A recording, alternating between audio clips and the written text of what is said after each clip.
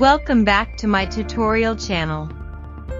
This time I will try to review the GIS software from Supermap iDesktop. I have installed this software with a trial license. To install this software, you can visit the official Supermap website. Before moving on to the introduction to software, I will explain the basic theory of the data structure of supermaps.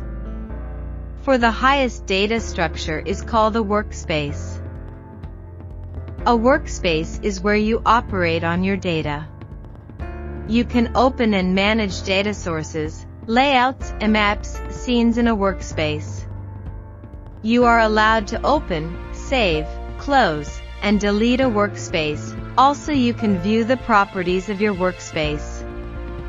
A workspace is stored in the form of file with the extension file .sxw/smw or sxwu or smwu.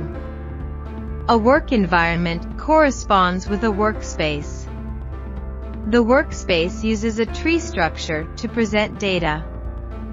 A workspace contains a data source collections, a map collections, a scene collections, and a symbol collections that are unique.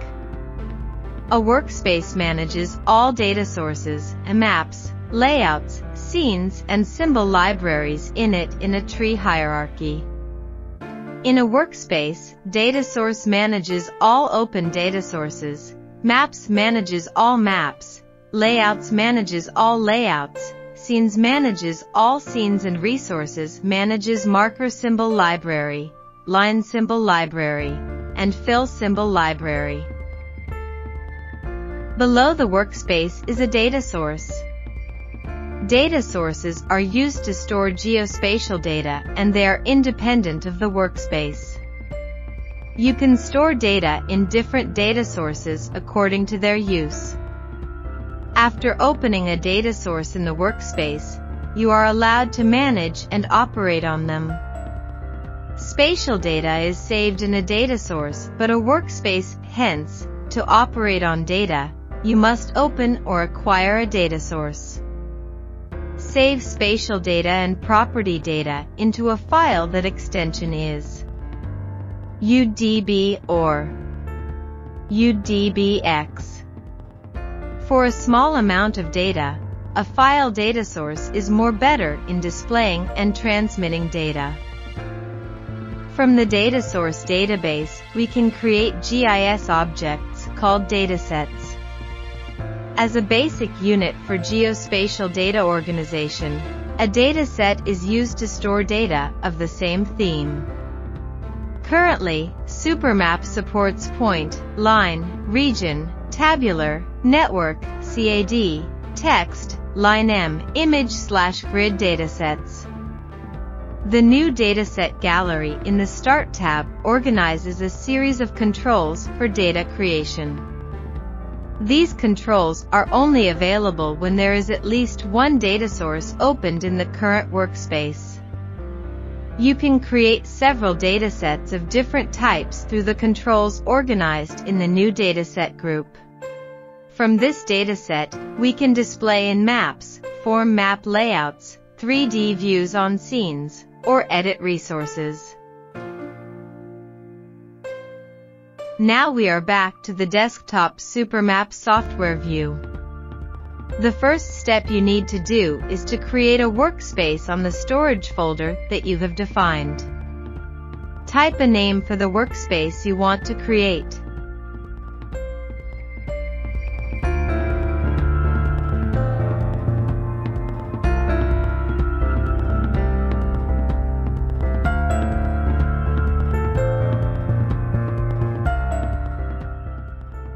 Once a workspace is created, you can add one or more data sources to the workspace.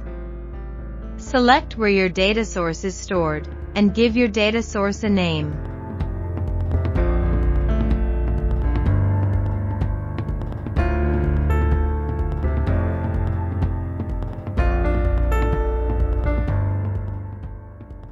From the data source you have created, You can add datasets according to your needs. You can add points, lines, regions, or areas according to your needs.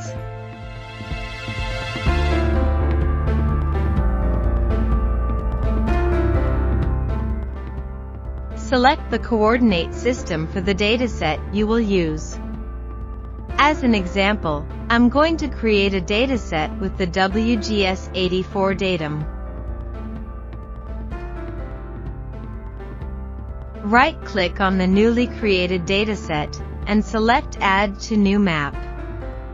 At first, the data will be empty because we haven't created anything on this dataset. Right-click on the data source and select Properties, then select the Coordinate System tab. If you notice, if we don't set projection, then by default GCS China 2000 will be selected. This happens to the data source that we created, because earlier we only created without editing the projection. This is different from the point dataset we created, because when we created the point, we had chosen WGS84. We can change the projection system from the data source in the following way. Now we'll try to create an object point. We currently don't pay attention to the actual position, don't pay attention to projection or datum, only focus on practicing making objects. On the Layer Manager, there are small buttons. Visible button to show or hide the object layer. Selectable button for selecting objects, editable button for editing objects, snappable for snap objects. Click the editable button and select point. Draw a few points on your map, depending on how many objects you want to create. Select the editable button again when you're done. You can view the attribute table of the object points you have created by right-clicking on the dataset, selecting Browse Attributes. Or in the Layer Manager, select Browse Associated Table.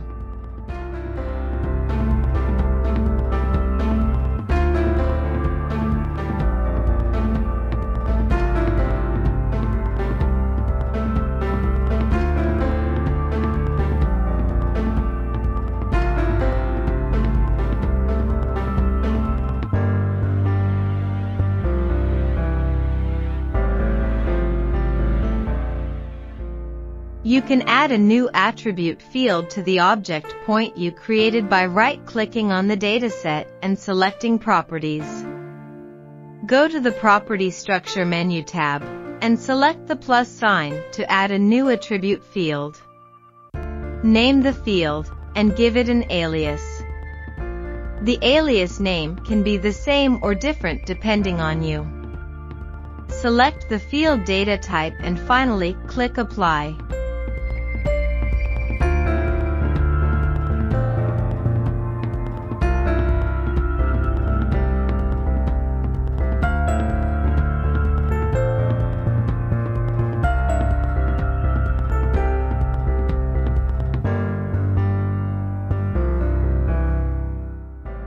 Fill in the new attribute data by browsing the attribute or by browsing the associated table. Type the attribute value as needed. For example, I enter the point number.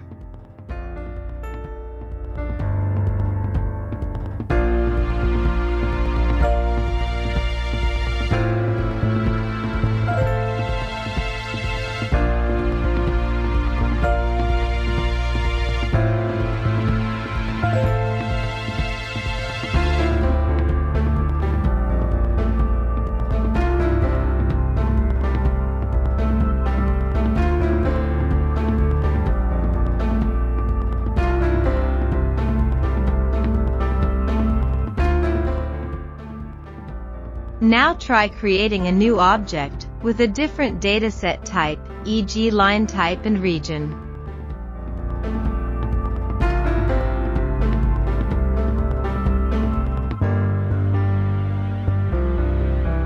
Do the same thing as you did with the previous object point.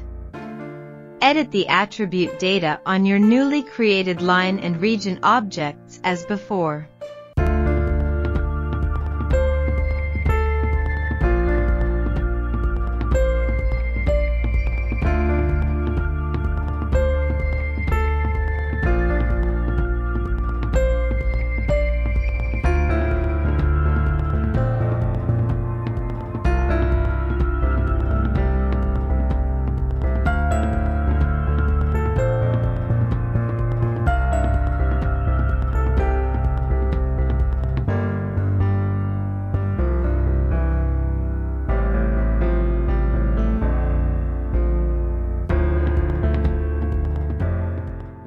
Now you can create a simple map.